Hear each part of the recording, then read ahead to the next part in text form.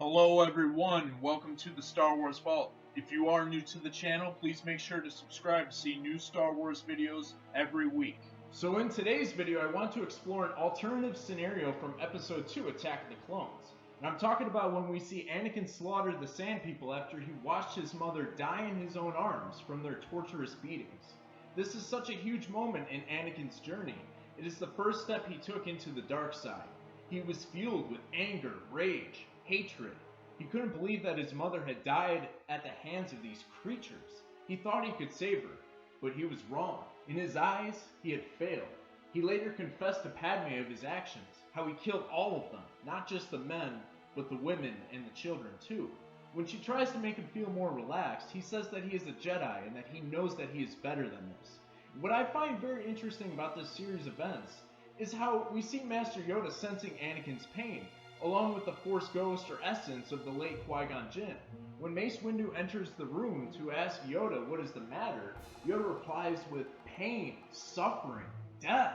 Something has happened. Young Skywalker is in pain. Terrible pain. So what I get from this scene is that Master Yoda clearly felt something was wrong with Anakin. Maybe he didn't know that Anakin just went on a vengeful mass murder spree, but he said himself that he could feel the boy was in terrible pain. Now, what I want to know is why didn't Yoda ever ask Anakin about this? At least as far as I know, this never happened in the canon timeline. Now, I know that the Clone Wars started almost immediately after these events occurred, so there was a lot going on and maybe he couldn't get to that right away.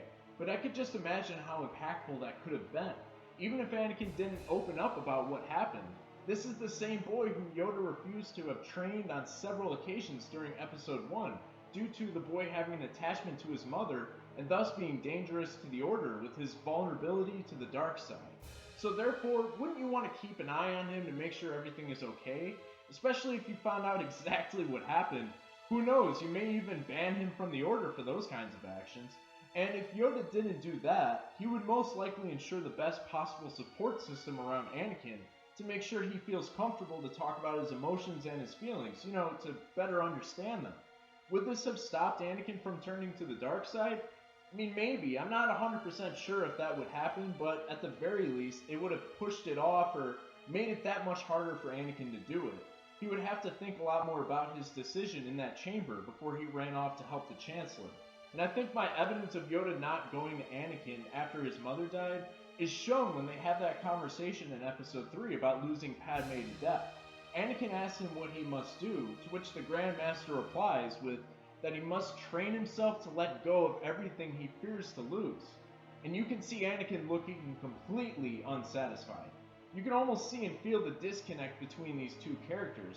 And you actually can see that between Skywalker and the whole Jedi Council as the movie goes on. So, as I believe that Obi-Wan did fail his apprentice, he was not alone in on this job. I think the entire Jedi Council, possibly even the Order as a whole, failed the young Jedi. They knew what they were getting into, right? This guy was brought in only because of his unique abilities. He's only a Jedi because he is believed to be the chosen one. That is why it amazes me that Yoda didn't try to console with Anakin when he had the chance to. Yoda, for the most part, was a true Jedi in the sense of always keeping his mind open and trying to help his students with their issues. But we all should recognize that even Yoda was overwhelmed with the war and the politics to the point that his decisions, along with the Council, were sometimes a detriment to the overall cause. But now I want to get your thoughts on this. What do you think would have happened if Yoda talked to Anakin after he killed the Sand People? Could this have prevented Anakin's future of becoming Darth Vader? Be sure to post your opinions down in the comments. Also, if you enjoyed the video today, please hit the like button to support the channel. I greatly appreciate it. You can find my social media links by clicking in the description below. That's it for today. Thank you all so much, and until next time, my friends, may the Force be with you.